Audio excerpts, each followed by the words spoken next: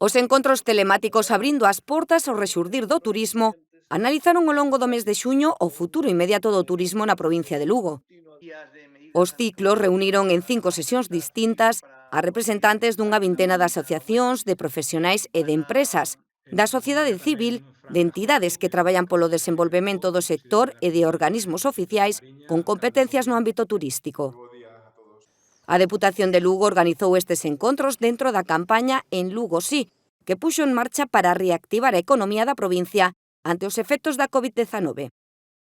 A primeira sesión consistiu na ponencia Sostenibilidade e a confianza como claves para reactivar o turismo, dirixida polo xefe de área de Turismo Sostible da Secretaría de Estado de Turismo, Ricardo Blanco Portillo. O ponente abordou as claves para xerar confianza no conxunto da cidadanía ante o novo escenario post-COVID-19 e puxo a disposición do sector guías con medidas hixiénico-sanitarias. Ademais, presentou proxectos que o organismo estatal ten en marcha para atraer visitantes dunha maneira sostible e eficiente. El futuro tiene que ir hacia que los espacios naturales sean espacios naturales inteligentes como destinos turísticos para que sean más competitivos.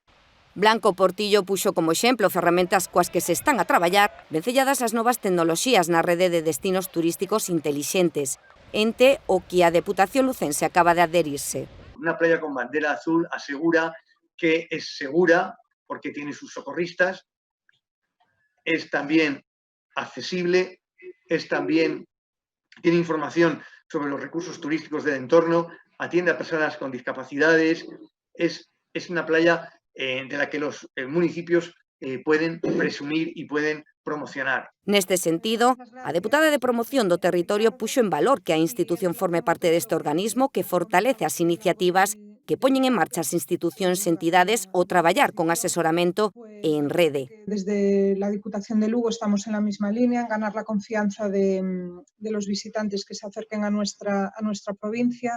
Para eso pusimos en marcha la campaña En Lugo Sí. Estamos con un plan de formación dirigido al turismo y al comercio para que conozcan a fondo cuáles son las medidas que deben implementar en sus negocios para atender correctamente al cliente en cuanto a medidas higiénico-sanitarias, pero también con una parte que nos parece fundamental y es cómo aplicar estas medidas sin que supongan para el cliente una incomodidad.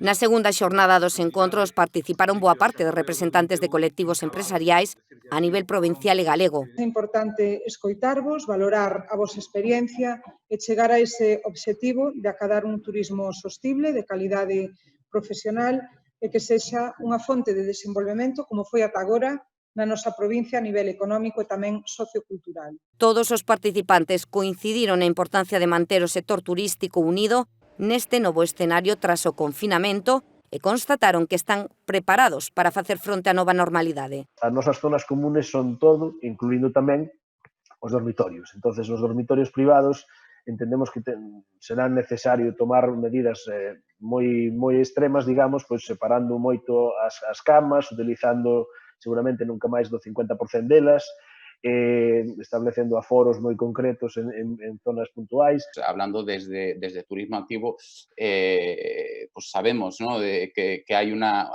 oportunidad. O sea, se habla siempre del futuro del turismo verde, del turismo de proximidad. Luego es, digamos, uno de los lugares privilegiados en cuanto a entorno en el que podremos hacer muchas actividades. A prioridad é sanitaria. Depois da sanitaria virán as outras, dentro desas outras, a económica. Pero é básico que non teñamos problemas sanitarios de ningún tipo.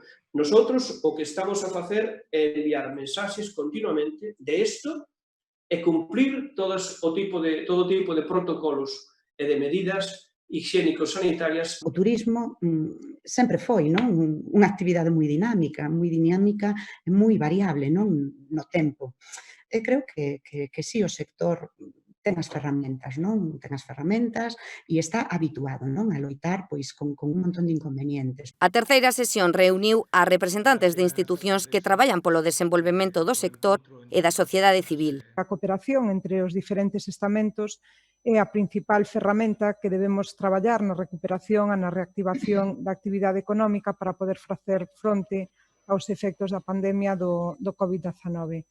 Esta cooperación, dende o noso punto de vista, resulta unha ferramenta especialmente necesaria no eido do turismo, o comercio e a hostelería. Os poñentes valoraron a necesidade de crear sinerxias entre as diferentes administracións, implicándose e traballando de maneira conxunta co fin último de facer fronte a esta nova realidade e así poder reactivar os sectores económicos. A xente vai a querer seguir facendo turismo, seguir buscando esa experiencia de esa felicidade, esos viaxes, pero vai a ir a un lugar, a un destino seguro. Por lo tanto, debemos de ofertar precisamente esa seguridade ás persoas que queiran disfrutar destas vacacións. A pandemia puso patas arriba o noso crecemento turístico, pero non quere decir que non teñamos que ser optimistas, que estou convencido que con o noso traballo pois llevamos a dar a volta, é dicir, non partimos de cero, nós non partimos de cero, temos unha boa base, temos unha boa materia prima e con traballo pois as augas volverán ao seu curso. De feito, algunhas enquisas din que a nosa terra, a nosa comunidade autónoma, é a segunda opción en preferencia nas vacacións do resto do noso territorio nacional. Estamos convencidos que o Camiño de Santiago e, polo tanto, o Xacobeo 2021 serán factores de impulso económico e anímico tras a crise sanitaria para todos os galegos, especialmente na Galicia interior e rural. Traballamos desde a mancomunidade en tres liñas. A nosa señal de identidade é o turismo slow. Estamos consolidando tamén rutas de artesanía, non? Con achegas tamén aos produtores, a eses artesanos locais, non? Para que sea unha experiencia completa. Este ano vamos aumentar, seguir traballando nas audioguías ficcionadas. Agora, os esforzos do Consorcio de Turismo están centrados en poñer en marcha, en cuestión de días, esperamos que aproximadamente nunha semana, un sistema de cita previa para as visitas a puntos de interés turístico. Vai a dar resposta ás necesidades e demandas dun novo perfil turístico. Está claro que vai a prevese, non? Van a demandar paraxes naturais e espacios rurais. Faría un chamamento para que a xente fagamos un pouco de proteccionismo hacia o noso, descubramos o noso. Logo ten moitas cousas por descubrir. Na cuarta xornada tomaron parte o segundo grupo de colectivos empresariais a nivel provincial e galego. É fundamental garantizar aos visitantes e tamén aos veciños, a vez que aos profesionais do sector, unhas condicións sanitarias seguras que den resposta á ameaza que supón o coronavirus. Os participantes manifestaron sentir unha actitud positiva cara á tempada de verán e puxeron o foco nas novas oportunidades que xeran para o territorio lucense como lugar seguro e sen masificacións. Traballamos duramente todos os colectivos para garantir a seguridade e a hixiene e a desinfección de todos os nosos negocios, sobre todo para garantizar non só a saúde das persoas que nos visitan, senón as nosas mesmas, que tamén é importante, unha fortaleza que temos que poñer en valor, que é a importancia que é a digitalización do sector. As administracións máis próximas coidamos que deben colaborar todos, a administración autonómica, provincial, local, todos teñen unha importante función para que os balnearios sigan cumprindo esta función de dar saúde, máis tamén de contribuir á dinamización socioeconómica. Observamos unha concienciación por parte do consumidor hacia o pequeno comercio, hacia a tendencia de que hai que comprar no pequeno comercio. Deuse conta que os povos, as vilas, as ciudades son moi tristes e desangeladas cando non hai comercio. O turismo rural é un modelo a seguir para outras moitas formas de entender o poñer en valor, non? O noso territorio, pero tamén o xeito de viaxar, non? Porque máis alá dunha casa, dun establecemento, que a veces se pensa que o turismo rural é somente unha casa que alguén aluga, o turismo rural é moito máis. O turismo rural tamén é desenvolvemento rural, o turismo rural tamén é cultura, tamén é natureza, tamén é agricultura, é gandeiría. É moi importante que dos propios destinos se leven a cabo estrategias de xestión, vale? Sempre en conxunto co empresariado e tamén en conxunto cos propios residentes no destino, vale?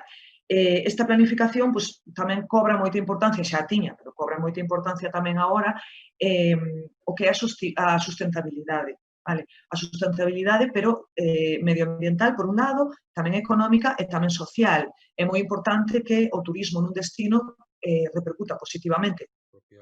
A quinta e última xornada estivo focalizado no sector hostaleiro e nas medidas que debe adoptar para devolver a confianza na cidadanía.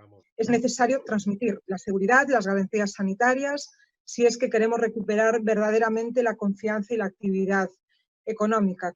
Os poñentes destacaron a importancia de seguir sumando esforzos para devolver a confianza aos clientes. Nosotros en hostelería tenemos claro que hay que devolver la confianza a nuestros clientes, es la tarea principal.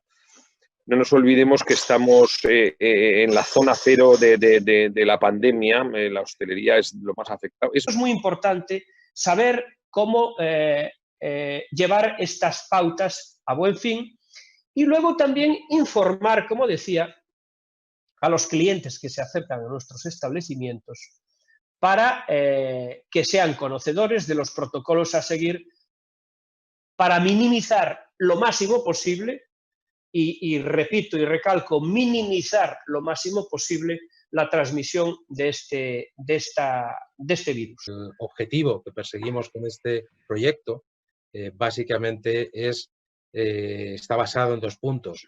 Como decía antes José Luis, hacer las cosas bien y, por otra parte, trasladar esa confianza que es necesaria en este momento y todos pensamos que es necesaria para que nuestros consumidores vuelvan a nuestros locales con tranquilidad. Destes foros extraéronse fundamentos sólidos para afrontar o futuro do turismo post-Covid-19. En conclusión, evidenciaron que as garantías sanitarias, a cooperación público-privada para promocionar os destinos e a aposta pola profesionalización son claves para a recuperación do turismo, unha reactivación que pasa por aproveitar os retos e oportunidades que ofrece o novo escenario para o sector turístico na provincia de Lugo.